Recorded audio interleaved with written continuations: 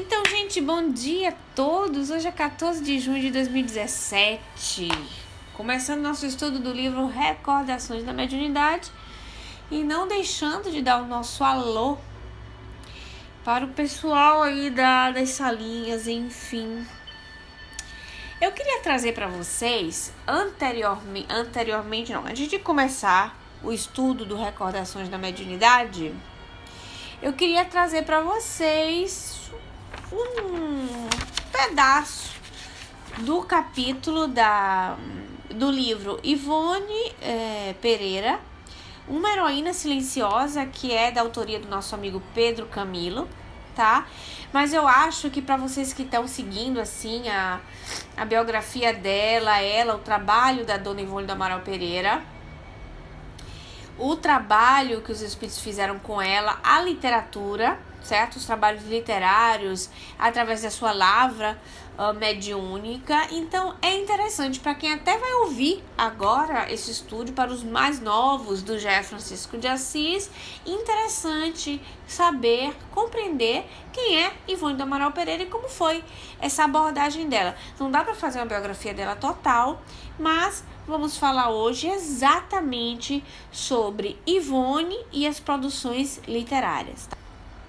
Então, Pedro Camilo, por sinal, viu, dona Edna, esse livro que eu tenho aqui é presente da senhora, viu?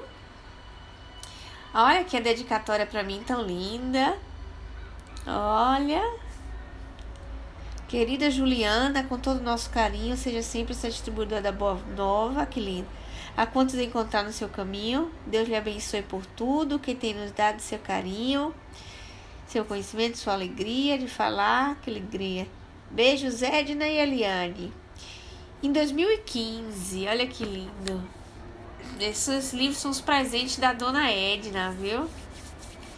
É sim. Então vamos lá, o Pedro Camilo, quando ele começa os capítulos do livro, também ele pega, vamos dizer assim, a deixa da dona Ivone no Devassando Invisível, no Recordações da Mediunidade, com pequenas citações. A dona Ivone, nesses seus livros, citava a doutrina espírita, né? Os livros doutrinários, passagens do Pentateuco, por orientação direta do próprio Dr. Bezerra de Menezes, tá? E o Pedro Camilo não. Pedro Camilo vai colocar alguns trechinhos da própria Ivone nos seus livros. Então vamos lá. A dona Ivone diz aqui: escrever livros mediúnicos é compromisso gravíssimo. É responsabilidade terrível, é lágrima, é sacrifício, é dor, é renúncia. É morrer para tudo mais que não seja aquele ideal divino que Jesus definiu quando sentenciou: se alguém quiser vir a mim, quiser vir às minhas pegadas, renuncie a si mesmo, tome sua cruz e siga-me. Essa citação de Dona Ivone se encontra no livro A Luz do Consolador, tá certo? É edição FEB de 1997.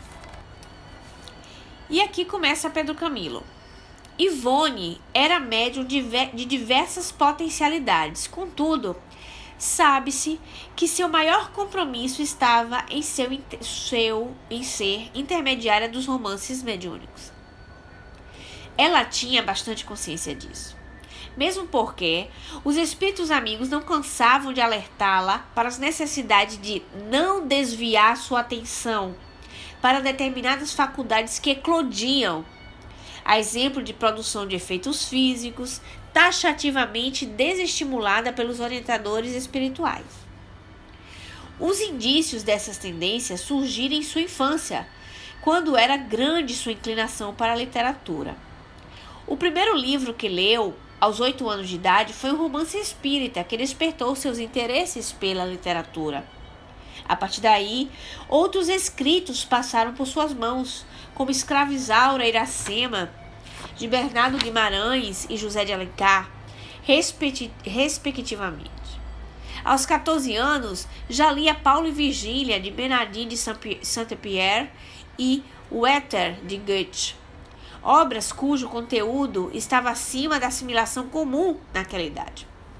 E aos 16 anos, apreciava obras de criminologia popular, como as de Sir Arthur Conan Doyle, criador do conhecido detetive Sherlock Holmes.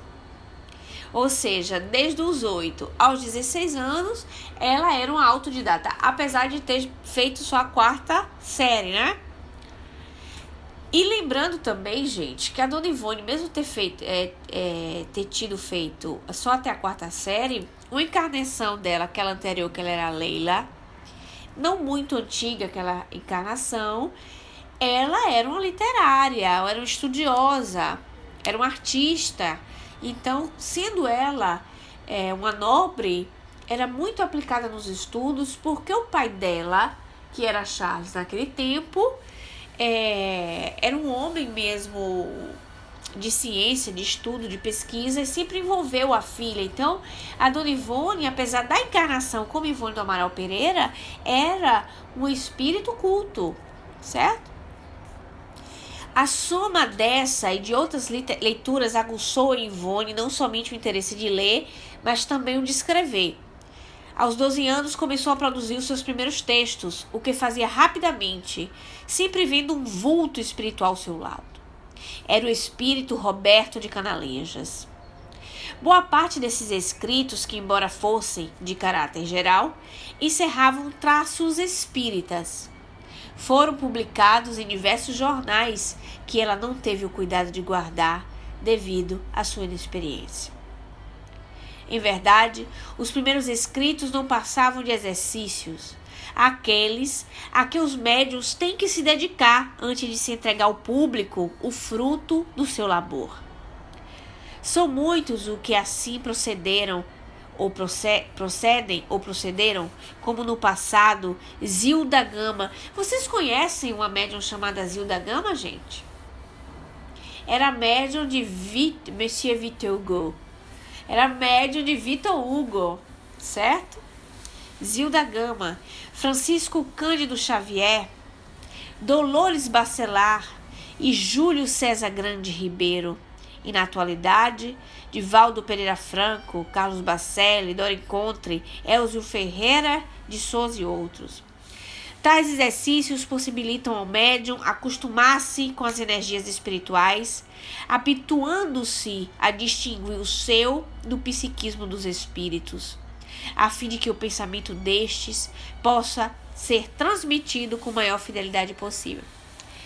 A Andrea colocou ali para nós aquela citação impressionante, as lágrimas e a renúncia, para poder abrir seu coração aos dramas da alma e então poder escrever sobre eles mesmo com intermediária. Pois é verdade, porque se a gente observar, viu, Andrea, é uma coisa interessante que aí fica a gravação, o pessoal depois ouvir, é uma reflexão importantíssima, que é renunciar às coisas do mundo.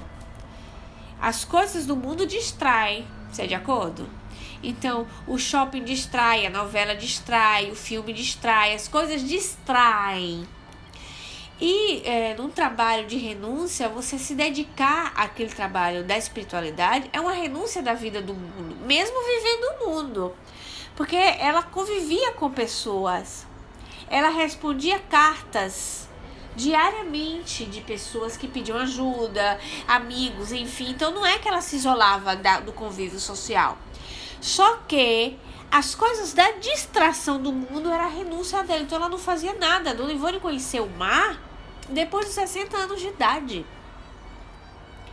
Então era a renúncia, porque quando você vê na sua idade, que ela era nova, as mocinhas vivendo os bailes, né, Dona Edna? A senhora sabe, antigamente tinha aqueles bailes de mocinhas, que as mocinhas se encontravam na praça, na idade dela, com 18 anos, com 20 anos.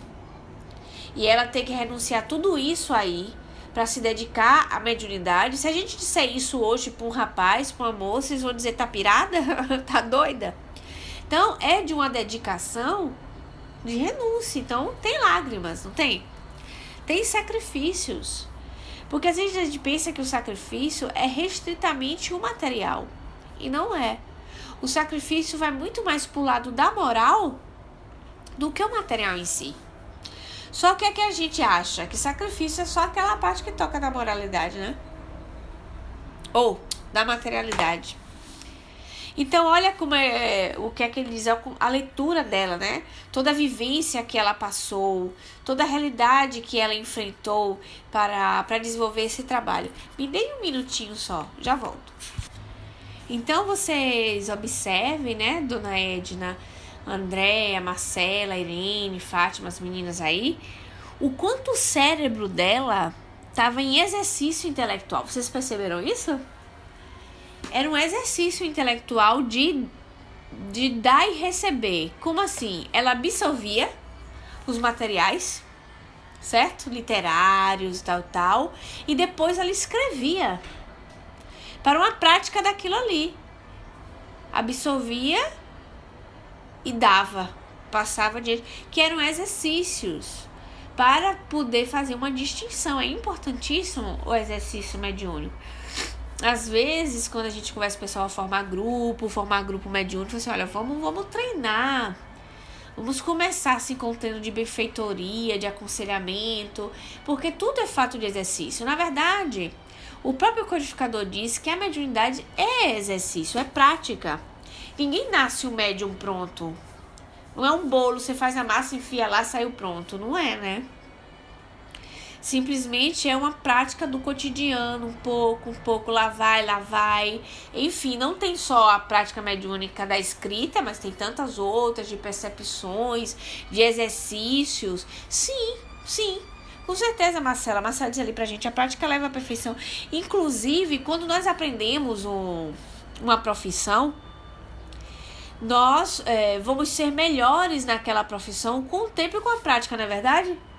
O cozinheiro vai ser melhor cozinheiro com o tempo de cozinha, praticando. O médico, enfim, qualquer profissão, com o tempo a pessoa exercitando, ela vai ser melhor. Então, vocês imaginem que para uma mediunidade estar afiada, quantas horas nós precisamos de dedicação àquilo ali? Absorvendo e passando. Né? Absorvendo e passando. A Andréa colocou ali para nós. Tem pesquisas da neuropsicologia que falam que se demora 10.000 horas para ser especialista em algo. Pois é, né, Andréa? Misericórdia. É o que a gente fala desse treino, dessa repetição, da gente ficar fazendo, é a gente não desistir, porque é interessante assim, não, mas não pode, e por que não pode? Existe métodos de você lidar com por quê? Eu queria uma resposta doutrinária.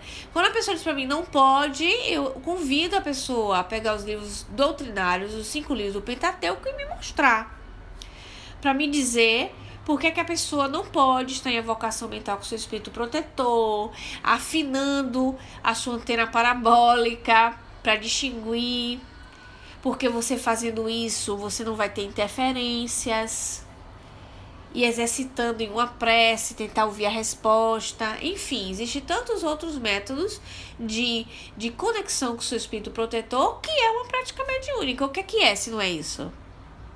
Não é? O que é falar com o espírito protetor se não é um exercício mediúnico? Agora, de grande intimidade, logicamente, porque você vai falar com dos seus melhores amigos, não é, André? Vamos lá, então a Dona Ivone tá lá com o cérebro dela só, treinando. Nesse sentido, seus orientadores espirituais...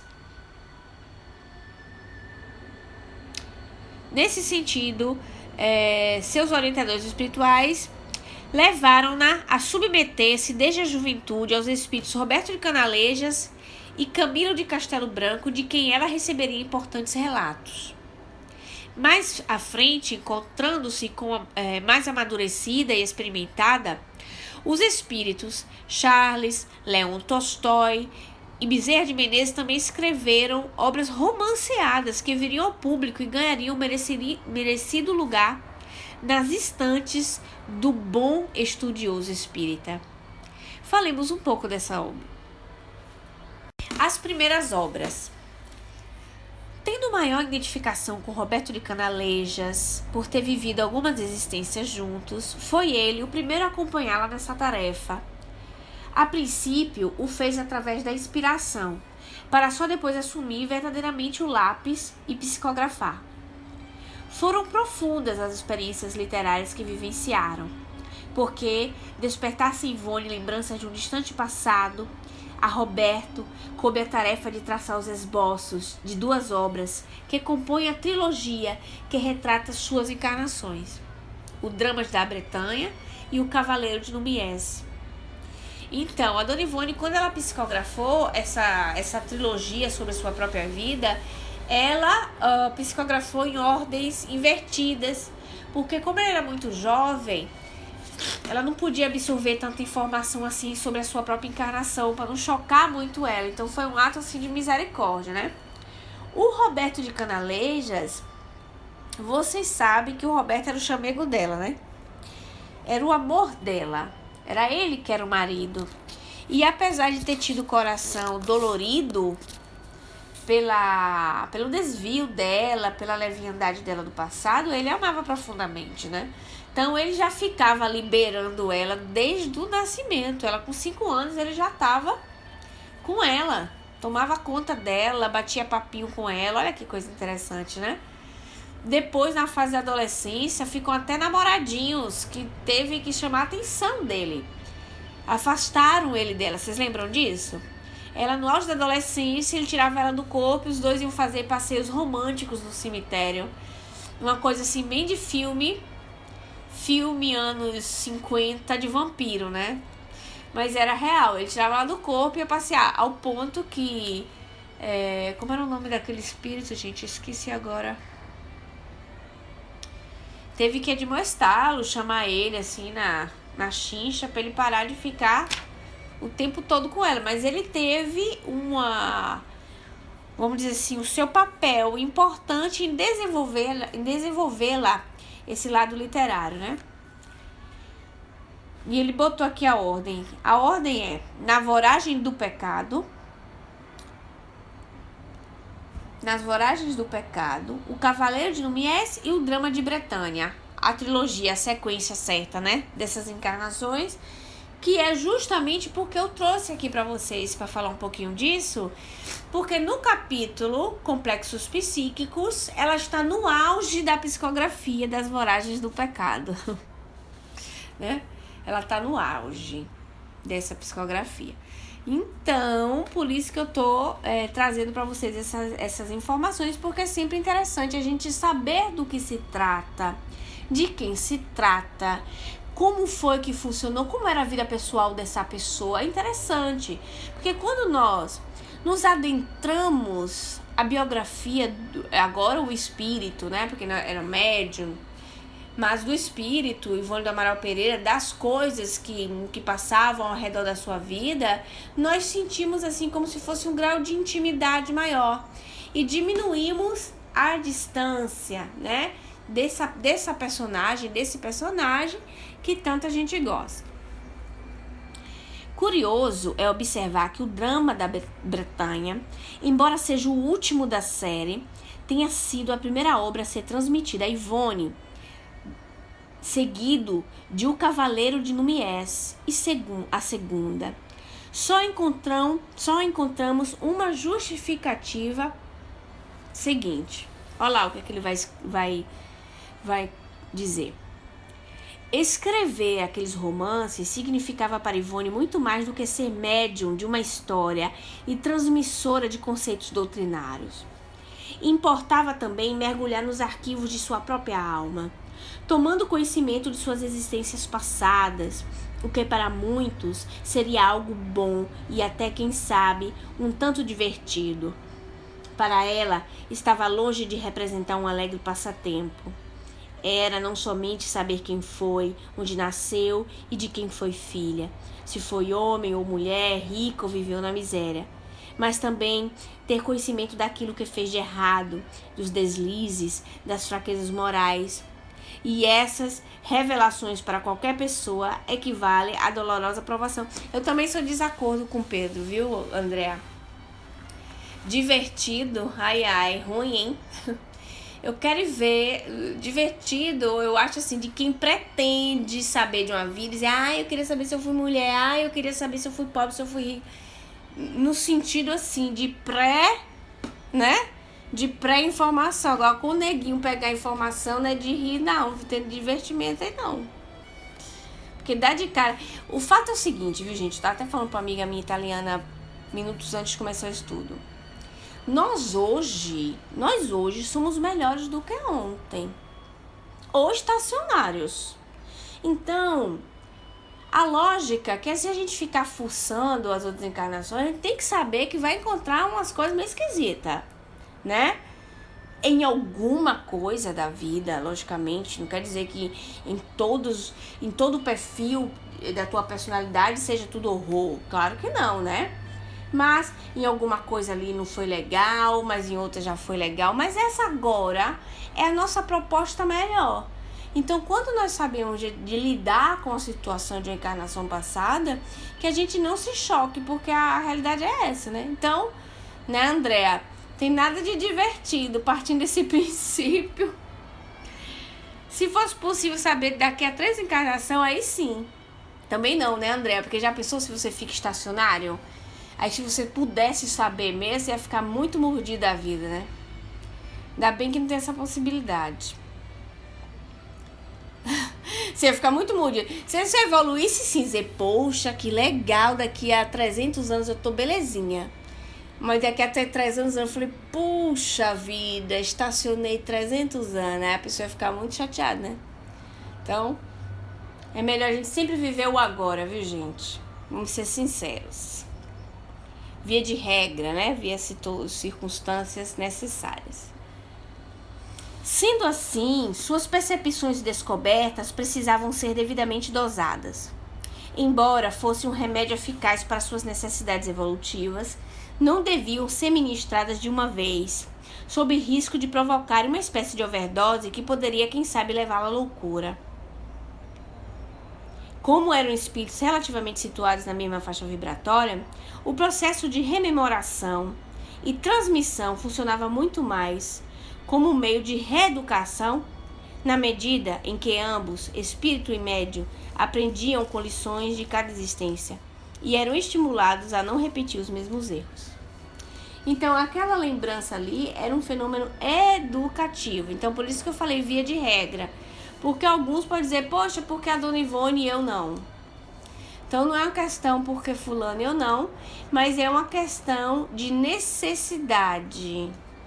Quando se encontra necessidade, vence essa rememoração naturalmente, alguns flashes, sonhos, enfim, até, porque ela teve próprio psicografias, né?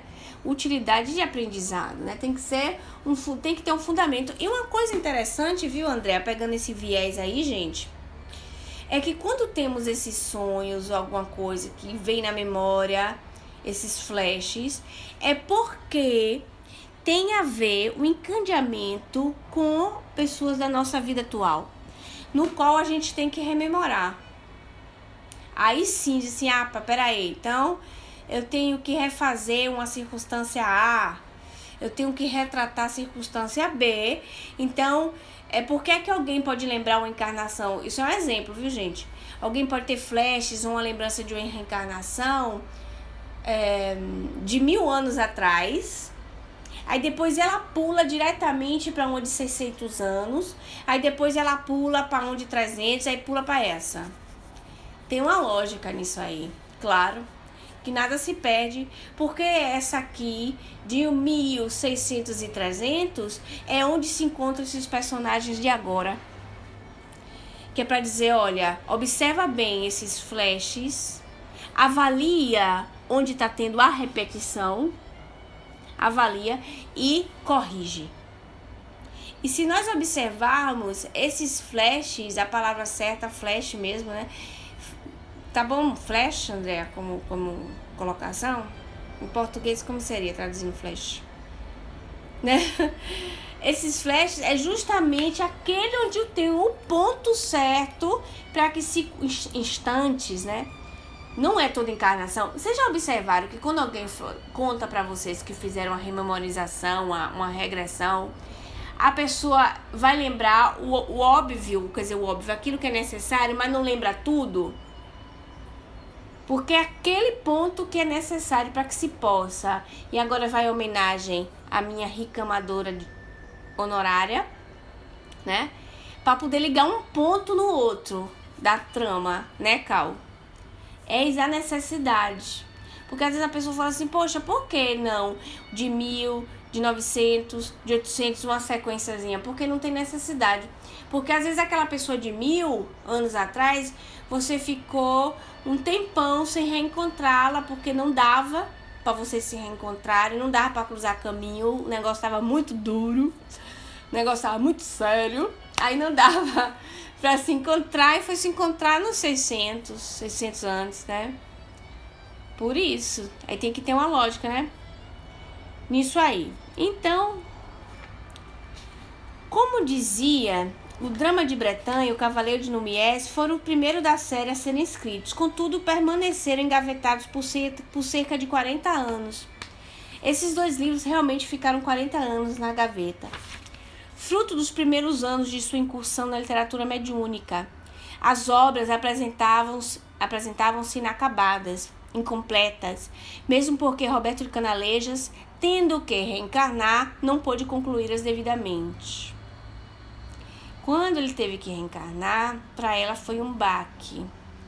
E eu, no segundo momento, vou achar a fala dela sobre isso. Ou melhor, você sabe o que eu vou fazer? Eu vou pegar onde eu tenho o material, vou gravar a leitura, mas isso quando tiver um pouquinho mais de tempo, viu? Vou gravar a leitura e vou colocar lá nos estudos gravados. Uma coisa a mais, um bônus. Como é que a gente chama isso, hein, André? Bônus.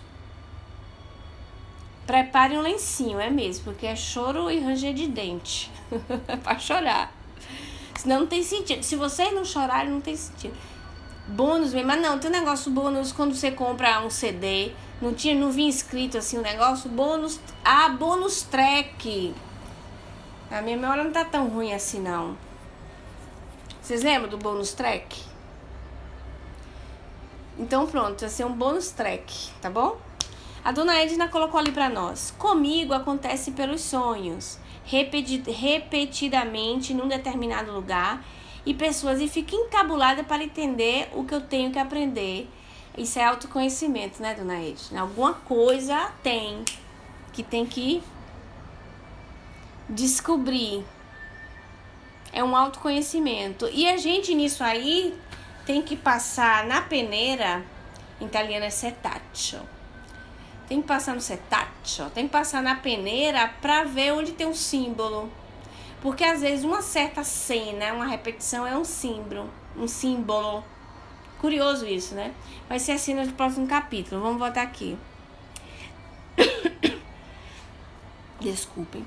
No final da década de 1950, o espírito Charles, seu guia espiritual, escreveu por seu intermédio o livro Nas Voragens do Pecado, o primeiro da citada série. Opa lá, peraí. A dona Ivone, no capítulo Complexos Psíquicos, no qual ela vai lidar com aquele espírito muito simples, que ela fez toda aquela descrição no estudo passado, era no 1950, no final da década de 1950. Ou seja, estava ela empenhadíssima a escrever um livro sobre si mesma. Vocês entenderam a trama da coisa? 2 coelhos, vai eu dizer o cor do coelho, que a semana passada eu não disse. Quem lembra disso que eu não disse? Eu falei derrubar com uma bola de boliche todos os pinos. Foi, Márcia, eu engoli, né? Mas agora que eu comecei eu vou dizer, gente. 2 coelhos com a cajadada só. Meu perdão aos animalistas, mas é um ditado popular, sai natural, né? É uma coisa de inconsciente coletivo, então Jung me tutela, né? Me perdoa, Então, é mais ou menos assim. Então, nas Voragens do Pecado, ela está falando dela mesma, que é uma situação sofrida para ela. E era o primeiro romance. Nesse meio tempo, para que ela não ficasse focando a si mesma demais, ela estava contemporaneamente ajudando aquele espírito. Não é interessante isso, gente? Ou seja, ela não estava psicografando um livro sobre ela? É um mergulho dentro de si mesmo, não é verdade? Uma história que ela vivenciou, muito difícil, que eu tô quase contando alguns trechos para vocês, mas eu não vou contar, porque senão vocês não vão ler o livro. Mas tem uma história de amor muito problemática, tá? Uma história de amor muito problemática, de amor e ódio profundo. Ela amava e odiava esse homem ao mesmo tempo. Do irmão dela é o livro que Dr. Bezerra de Menezes é o pai dela, sendo Felipe I. Charles, nessa encarnação, era seu irmão, Felipe II. E eles eram protestantes. E foram assassinados na noite de São Bartolomeu. Uma noite historicamente muito conhecida, que teve a matança dos protestantes. E uma reunião que, se vocês lerem o livro e vocês não reconhecerem que parece uma reunião espírita, eu troco meu nome, porque aquilo que a gente tem como referência de reunião de protestantes é longe 2.000 quilômetros do que é a reunião dos protestantes primitivos, do que fazia Dr. Bezerra de Menezes e Charles juntos. Parece um grande evangelho no lar. Parece cristianismo primitivo mesmo, sabe? Quando você reencontrava os apóstolos, uma coisa assim muito bonita. E, enfim, vem assassinado pelo homem que ela amava. E o homem que ela amava assassina, mata a sua própria família espiritual. Olha que situação, gente. E foi mandado pela rainha, coitado. Então ele assassina, ele mata a sua família espiritual, a família real dele, que ele nasceu órfão, era aquela família ali que ele vai matar. Então, para quem gosta de novela, é uma novela excepcional, porque é instrutiva doutrinariamente. Então eu recomendo assim, ó, a olhos fechados. Então, por que eu quis fazer esse colegamento, né? Essa conexão com vocês. Para que vocês conseguissem perceber como a espiritualidade ocupa a gente. Então, correlação. Muito obrigada, Marcela, meu espírito protetor. Da pessoa estar olhando para dentro de si, porque ela estava olhando para dentro de si, não estava? Mergulhada nas suas memórias, vendo aquelas cenas, porque ela não só psicografava, como ela via também, psicografando, mas contemporaneamente ela estava ajudando aquele espírito. Porque vocês vão ver citações, quando formos adiante com o livro, que ela tá bem lá psicografando e o espírito tá ali, sentadinho do lado dela. Entendeu? Sentadinho do lado dela. Aí ela vai ler o livro, o Evangelho para ele. Olha que situação. Então, ao mesmo tempo que ela está fazendo aquilo, ela está socorrendo aquele espírito. Contemporaneamente, ou seja, mergulha dentro de ti. Resolve tuas problemáticas nesses momentos que a gente tem. Vocês têm momentos gente? Vocês têm momento de crise existencial? Médio é meio assim, sabe? Médio assim, muito ostensivo, eles têm, né? Esse ele não era o suicida. O suicida, André, ele já tinha sido socorrido na reunião do... Adivinha, né?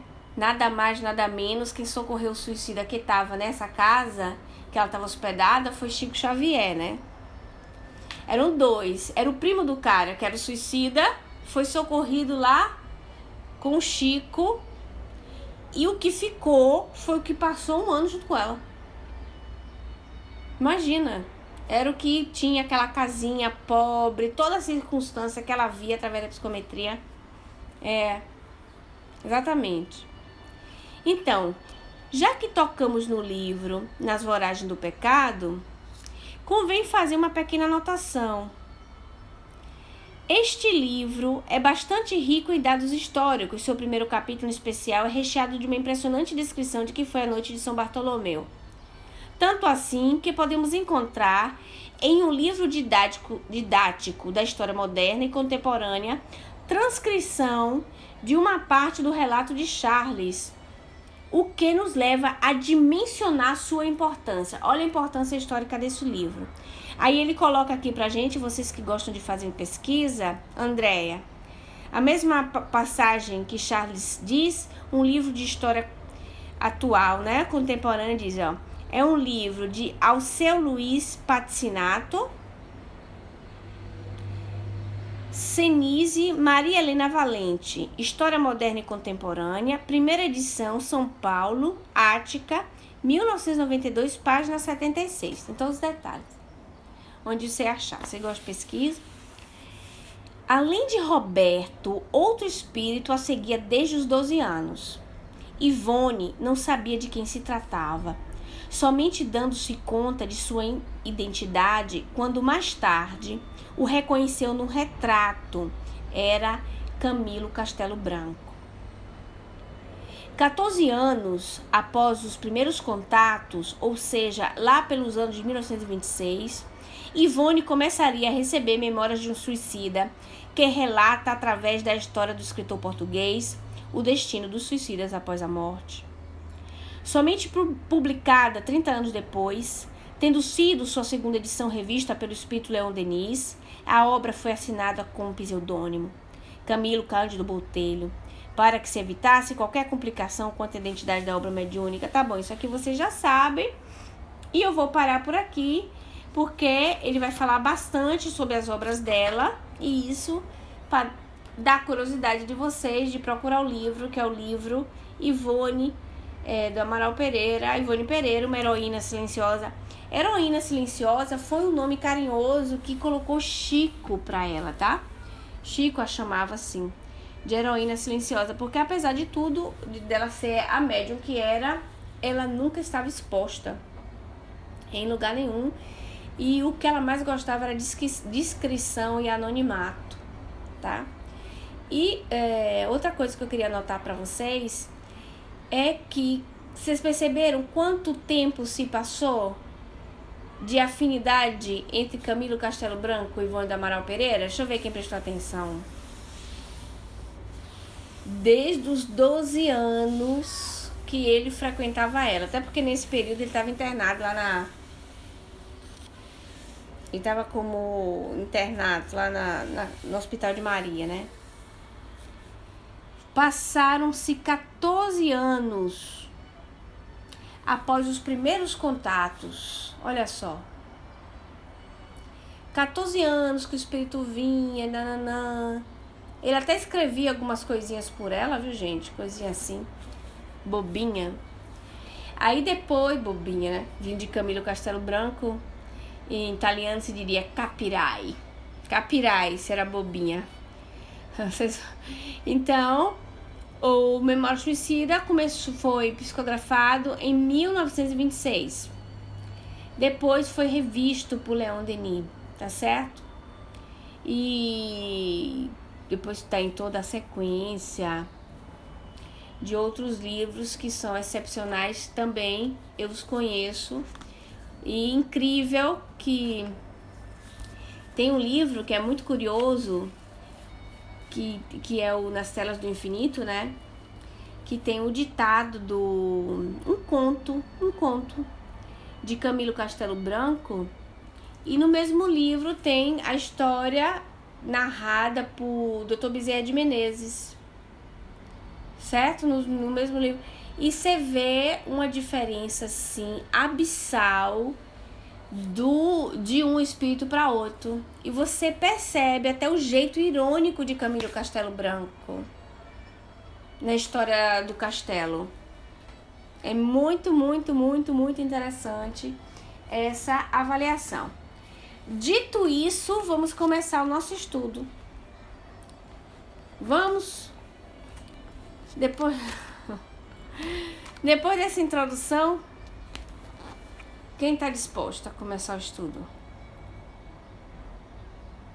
Vamos começar. Vamos lá. A Dona Ivone, no livro Recordações da Mediunidade, Ela diz: nas voragens do pecado de Charles, até que alguns dias depois, durante novo transe positivo e desdobramento em corpo astral, todo o panorama psíquico que se desenrolava no dito domicílio foi-me facultado pelo espírito Charles, meu dedicado amigo espiritual. Esta entidade incumbe-me sempre de tarefas difíceis, mesmo penosas, exigindo o máximo das minhas forças mediúnicas. Vocês lembram que eu falei dessa questão da ascendência moral sobre o médium? E normalmente tem uma ligação familiar? Realmente, o Charles, ele era pai da Dona Ivone. E era o pai mais recente, vamos dizer assim, porque Dr. Bezerra foi muito tempo antes, né? Um minutinho, gente. Os livros por ela ditados, a minha psicografia, foram literalmente os mais trabalhosos. Por ela se refere à entidade, viu, Charles? Requerendo dedicação extrema, labor intenso, a fim de se aproximarem os mais possíveis do que ela própria concebera. Na ocasião, isto é, em 1958, incumbiu-me, portanto, de uma das tarefas mais difíceis que me foi dado realizar.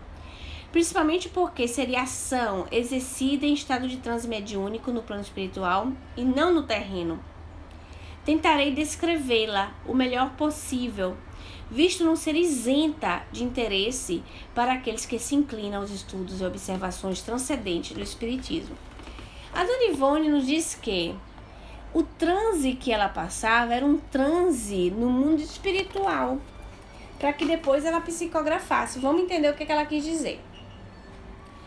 Uma vez transportada ao estado de espírito semiliberto, vi que desaparecera a casa atual.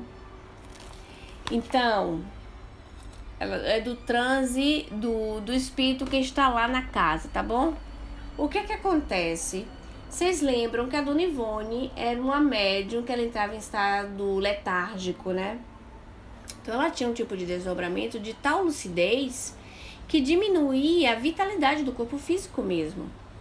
Mas ela entrava nesses transes, a maioria das vezes, sob o cuidado dos espíritos. Então, eles davam passes magnéticos nela, a ponto de neutralizar algumas partes de ligação para o corpo, né?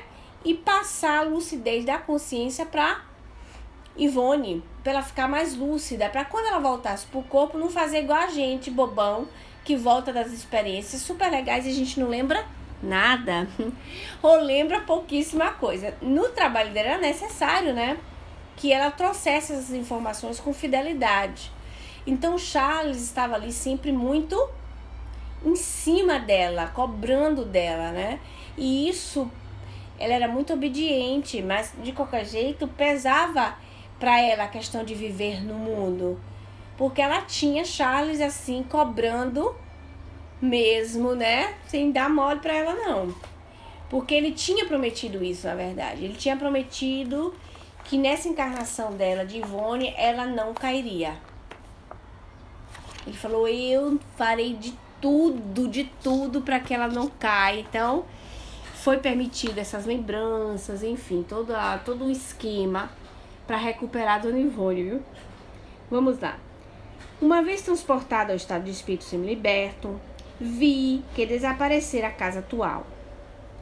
E em seu lugar via-se apenas um terreno com um casebre construído em adobes, coberto de telhas velhas com janelas minúsculas, sem vidros, e portas muito toscas, de tábuas grosseiras e chão de terra batida. Algumas plantações já arruinadas se deixavam ver, tais como couves, quiabos, gilós e etc. E sobrepondo-se a todas, pela quantidade, arbustos de ervilhas com estacas de taquara. Compreendi que ali existira viçosa chácara de hortaliças, mas que a decadência, adviera depois, por circunstâncias que no momento não me foi possível compreender. 2 ou 3 galos de briga, tipo chinês, iam e vinham pelo terreno, ciscando e cacarejando. Lixo amontoado em um canto e sinais suspeitos de fogo em círculo indicavam a esterqueira para o adubo, as plantas, e também que o habitante do casebre fora dado à prática de magias, de macumba, entre parênteses, como vulgarmente é conhecida a dita prática no dialeto popular brasileiro. Um negro, ainda moço, ou o seu espírito, corpulento, simpático, cuidava das ervilhas com muita atenção, amarrando-as com tiras de imbira às estacas. Usava camisa branca andrajosa, calças escuras, com muito uso, e sujas de terra, chapéu de feltro velhíssimo, e tudo oferecendo visão de extrema pobreza e decadência. Pés descalços, inchados, como que atacados de elefantíase, enquanto o corpo reluzia, deformado pela inchação. Ponto. Vamos lá.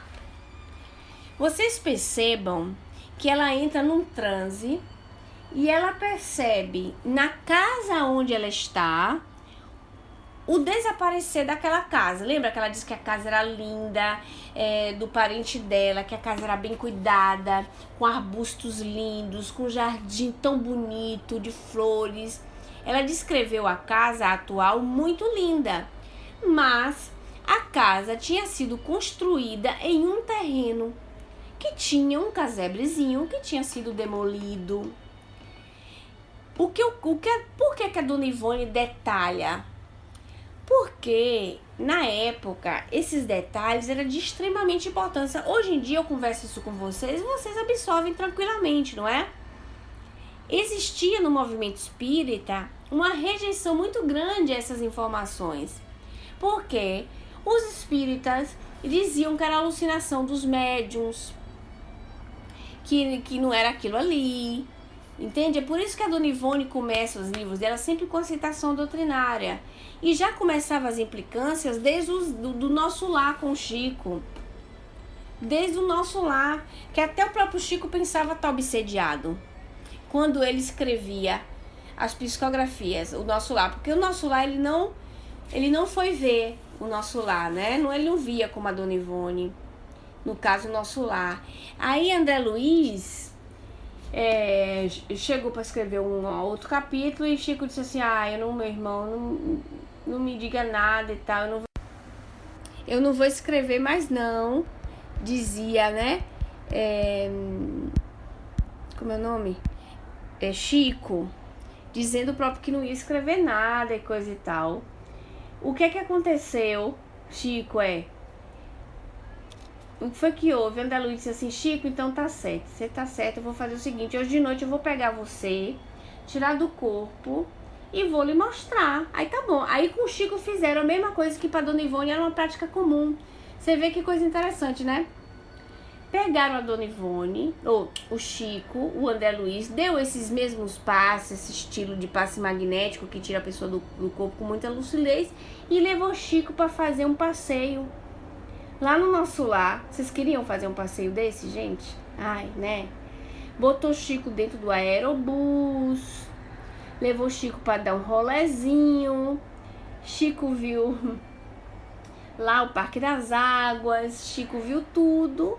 Aí Chico se convenceu que ele não estava sendo obsediado e que André Luiz não era um mistificador.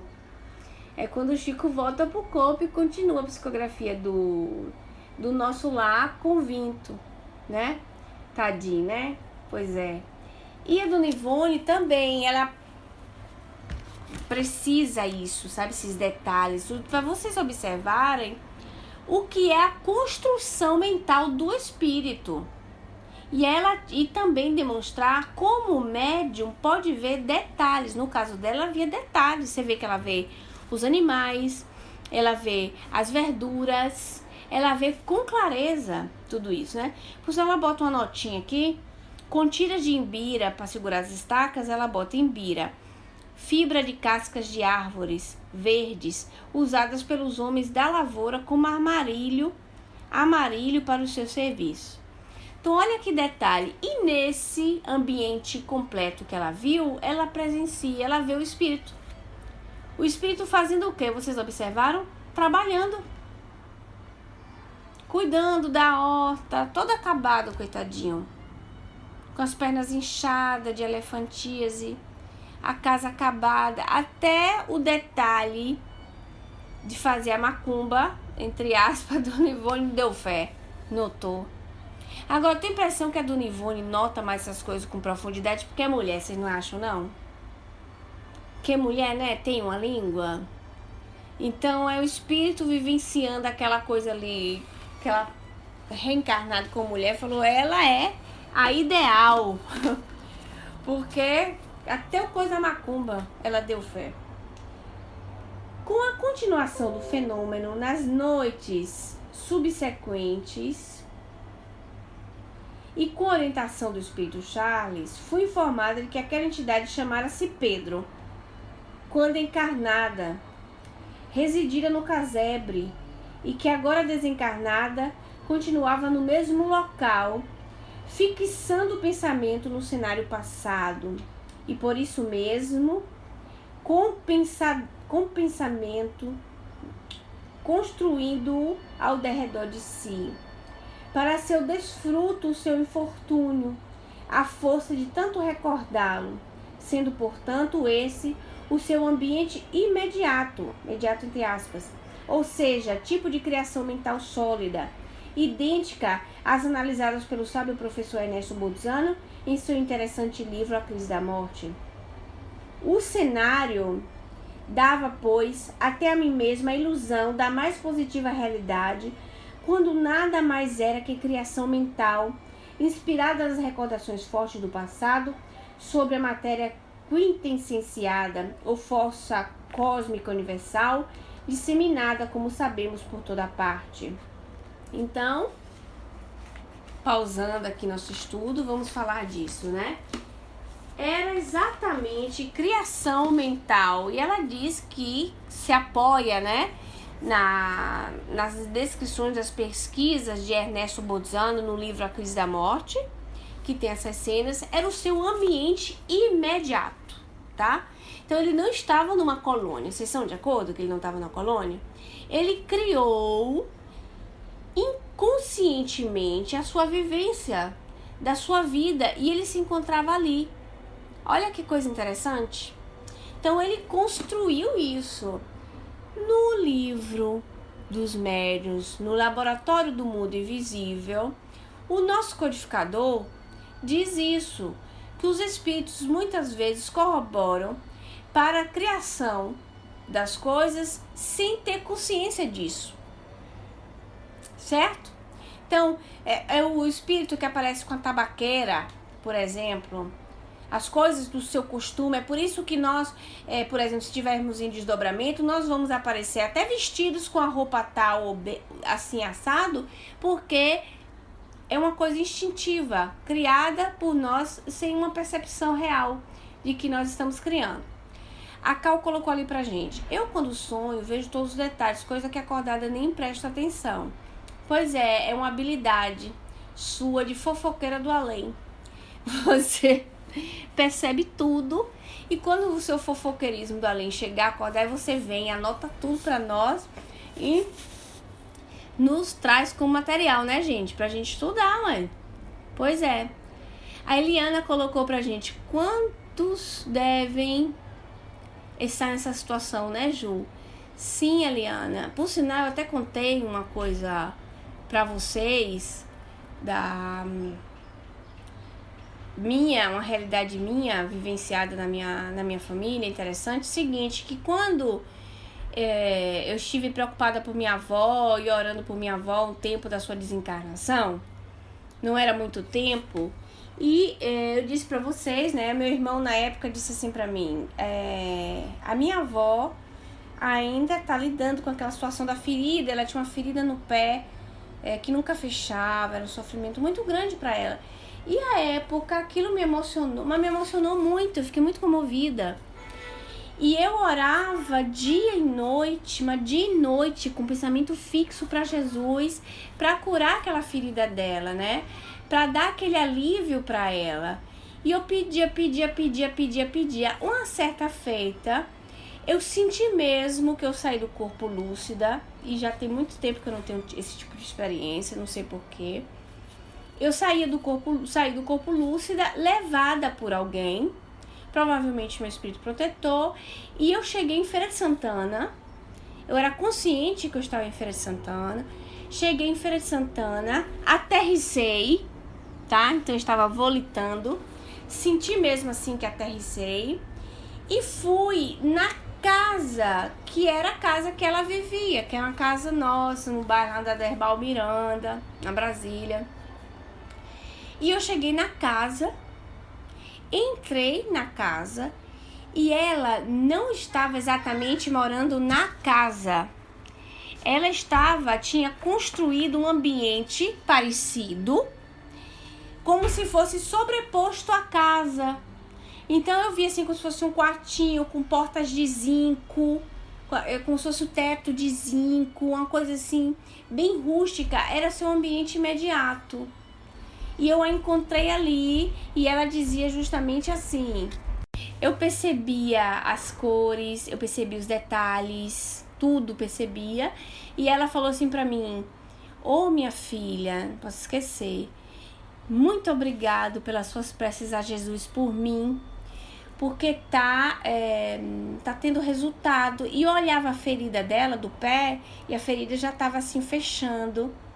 Aí eu me emocionava, ela deitava assim numa caminha parecendo uma macazinha, e eu dava passe nela diretamente, eu espírito, ela espírito, né?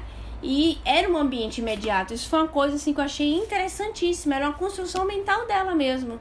Então, naqueles primeiros momentos de destaque da família, ela não estava em colônia.